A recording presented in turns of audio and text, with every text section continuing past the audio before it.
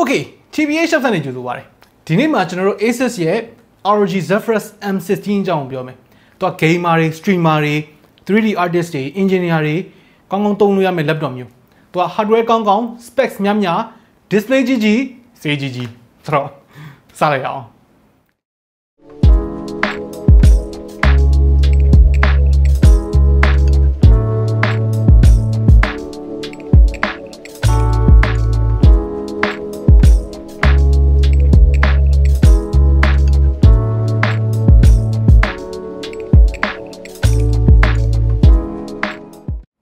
ဆိုတော့ design ကဒီ laptop မှာရိုးရှင်းရှင်းပဲဗျ။သူက Zephyrus ရဲ့ theme ကိုကအဲ့လိုမျိုးလုပ်ထားတာပေါ့နော်။ Subtle ဖြစ်ရမယ်။နည်းနည်းလေး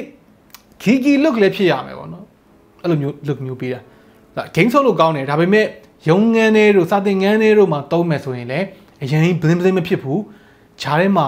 blend ဖြစ်နေတဲ့ပုံစံမျိုးပေါ့နော်။ဘယ်လိုပြောမလဲ။အရင်ငါ gamer ကွာလို့ hit နေတဲ့ design မျိုးမဟုတ်ဘူးပေါ့။ဆိုတော့အဲ့ design နဲ့ပတ်သက်ပြီးတော့ကြိုက်တဲ့သူလည်းရှိမယ်မကြိုက်တဲ့သူလည်းရှိမယ်။ RGB version နဲ့ရှိတယ်ဒါပေမဲ့လောလောဆယ်တော့ဝယ်လို့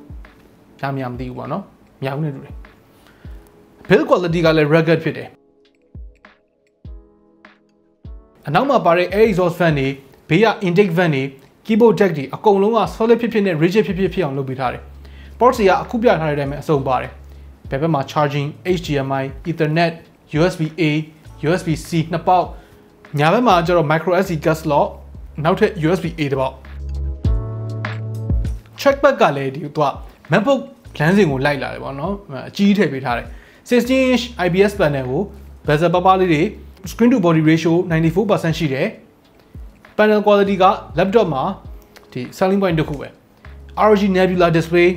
စည်ရင်းဝင် panel ပေါ့နော်ဘာလို့ဖြစ်သွားလဲဆိုတော့ 16:10 ratio ဖြစ်သွားတယ် Quad HD 165Hz 3 millisecond အဲ့တော့မှာ Pantone validated 100% DCI P3 Dolby Vision ကုန်ပါတယ် brightness လည်း500 nits တိရတယ်ဆိုတော့ ROG ကဒီ Nebula display ဖြစ်ဖို့ဆိုရင်ဒါတွေပါမယ်ဆိုပြီးတော့ ASUS ကသူတို့ကိုယ်တိုင်ပေါ့နော်သတ်မှတ်ထားတာပေါ့ keyboard ကကြတော့အရင် Zephyrus series တွေလိုမျိုးပဲ layout change တာမျိုးမရှိဘူးဒါတော့ကောင်းတဲ့အချက်ပါကောင်းပြီးသားဟာကိုပြန်ပြင်နေကြမလို့ don't reinvent the wheel ပေါ့နော် keyboard ရဲ့ palm rest နေရာတွေ trackpad နေရာတွေတစ်ချိန်လုံးလက်နဲ့ထိနေရတဲ့နေရာတွေမှာလည်းကောင်းတယ် soft touch လိုပဲပေါ့နော်အရင် model ကိုသုံးဖို့တဲ့သူဆိုလို့ရှိရင်တော့ဒါတွေတည်ပြီးသားဖြစ်မှာပါ keyboard ရဲ့ဘေးမှာ speaker grill လေးတွေပါတယ်ဆိုတော့ဒီ laptop ရဲ့ speaker က 16-inch တစ်လုံးအတွက်ကလုံလောက်တယ် gaming မဲ့ဖြစ်ဖြစ် media consumption မဲ့လုပ်အဆင်ပြေတယ်ဒါပေမဲ့ MacBook level တော့မမျှော်လင့်နဲ့ okay ဆိုတော့ user experience အကြောင်းပြောဖို့လိုမယ်ပေါ့နော်ဘာလို့လဲဆိုတော့ဒီ laptop ကအပြင်သွားကြောင်းသွားရုံးသွားဘာညာတည်သွားမဲ့သူတွေအတွက်ရည်ရွယ်ထားတာဆိုတော့ဒါကြီးကိုတည်သွားတာတိတ်တော့မလွယ်နေလောက်ဘူးပေါ့နော် 2kg 4ပေါင်ခွဲပေါ့အဲ့လောက်နီးပါးရှိတယ်အဓိကသူ့မှာပါတဲ့ charging brick က 240W ကြီးဖြစ်နေတာပေါ့နော်အဲ့ဒီကောင်နဲ့တင်မဲ့ 1.7 ပေါင်ရှိတယ်ဆိုတော့နှစ်ခုပေါင်းလိုက်ရင်6ပေါင်လောက်သွားလေးတယ်ပေါ့ဒါပေမဲ့ပေါ့ကျင်တယ်တည်လို့လွယ်ကျင်တယ်ဆိုလို့ရှိရင်ကိုကလည်းရုံးသွားမှာကြောင်းသွားမှာပေါ့နော် full performance ကိုအချိန်ပြည့်မလိုဘူးဆိုလို့ရှိရင် USB-C နဲ့ 100W အထိသွင်းပေးလို့ရတဲ့ gallium nitride charger ပေါ့နော် GaN charger ပေါ့အဲ့ဒီကောင်ဆောင်းထားမယ်ဆိုလို့ရှိရင်တော်တော်လေးအဆင်ပြေသွားမှာဒါပေမဲ့ GPU performance ကတော့အပြည့်ရဘူးပေါ့နော် 100W နဲ့ဒါတွေအကုန်လုံးမ run ပေးနိုင်ဘူးပေါ့သူ့ရဲ့ battery က 90Wh ပါတယ်ဆိုတော့တော်တော်လေးများတဲ့အမောင့်ပေါ့နော်ဒီလောက် chassis ထဲမှာ CPU GPU နဲ့ cooling system အတွဲလိုက်ကြီးထည့်ပေးထားရတာတော့မှပဲ 90Wh ထည့်ပေးထားနေတယ်ဆိုတာ weight လေးနေရာလေးတော့မဆန်းပါဘူးတန်ပါတယ်ဆိုတော့ကျွန်တော်တို့အခုရောက်နေတဲ့ model ရဲ့ specification တွေနဲ့ပြောပြမယ်ပေါ့နော် 12 Gen Intel Core i7 12700H 16GB DDR5 Nvidia GeForce 3060 laptop GPU အဲ့ဒါသုံးမိထားတယ် storage ကကျတော့ 1TB NVMe SSD ရမယ်RAM ကလည်း dual channel ဆိုတော့ထည့်တိုးချင်တယ်ဆိုတော့ရတယ် storage ကို 2TB အထိတိုးလို့ရတယ်ဆိုတော့ဒီ hardware specs နဲ့ဒီ display နဲ့ကို Windows 11 သုံးရတဲ့ experience က very good ပဲ high performance laptop တစ်လုံးအနေနဲ့ game မဲ့ဆော့ 3D rendering မဲ့လုပ် multitask လုပ်နေရင် web browsing မဲ့သုံးဘယ်လိုလုပ်သူ့ရဲ့ performance ကနေရာစုံမှာ sustain လုပ်ပေးထားနိုင်တယ် gaming ကိုပဲဦးစားပေးပြောရမယ်ဆိုရင်ကျွန်တော်တို့ game တချို့စမ်းဆော်ထားတာလေးရှိတယ်ပေါ့နော်ဒီ game တွေမှာ FPS တွေကတော်တော်လေး stable ဖြစ်တယ်ဥပမာအဖြစ်GTA 5 frame rate က48 ဝန်းကျင်လောက်ရတယ် average ပေါ့နော် GTA 5မှာ FPS ကြာလေးရှိတဲ့ဒီ police scene တွေ mass shooting တွေအဲ့လို scene တွေမှာတော့မှ40အောက်ကိုမဆင်းဘူးဒါ native resolution ကို higher setting နဲ့ဆော့တာနည်းနည်း AACC ဖြစ်တဲ့ wall of worship တို့ဘာလို့မှာဆိုလို့ရှိရင်ဒါ scene တွေကခံစားလို့ကောင်းတယ်ပေါ့နော် frame rate 100% လောက်မှငြိမ်တယ်ဒါပင်လယ် scene တွေကိုဒါကောင်းကောင်းကြီးလှလှကြီးမြင်နေရတာ display ကောင်းနေလို့လည်းပါတယ်ပေါ့နော်ဆိုတော့ဒီလို game မျိုးမှာတော်တော်ရတာရှိတယ် PUBG လို game မျိုးမှာ frame rate 75 ဝန်းကျင်မှာငြိမ်တယ်ဒါကလည်းဒီ setting တွေအကုန်လုံးအမြင့်ဆုံးထားပြီး native resolution နဲ့ပဲဆော့ထားတာ driving scene တွေမှာဆိုလို့ရှိရင် FPS ကပိုတော့များသေးတယ်80ကျော်လောက်ထိတက်တယ်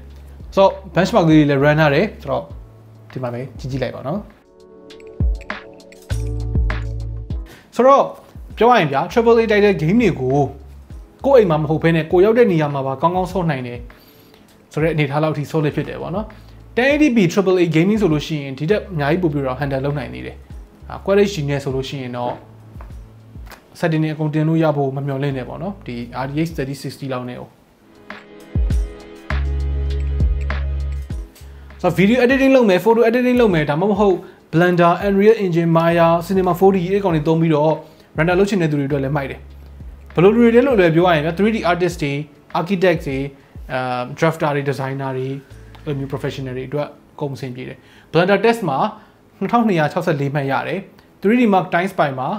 9500ဝန်းကျင်ရတယ် GPU score က9219 CPU score က9934 Finance ကလည်းအရင်တော့မကြည့်ဘူးပေါ့နော်ပုံမှန်ဆိုလို့ရှိရင်46 decibel ဝန်းကျင်လောက်ရှိတယ်ဒီ GPU intensive workload တွေခိုင်းမယ်ဆိုလို့ရှိရင်တော့61 decibel လောက်ထိတက်တယ်ဒါကlaptop နဲ့ mic နဲ့နှစ်ပေအကွာမှာတိုင်းထားတဲ့ဒီ noise level ကိုပြောတာ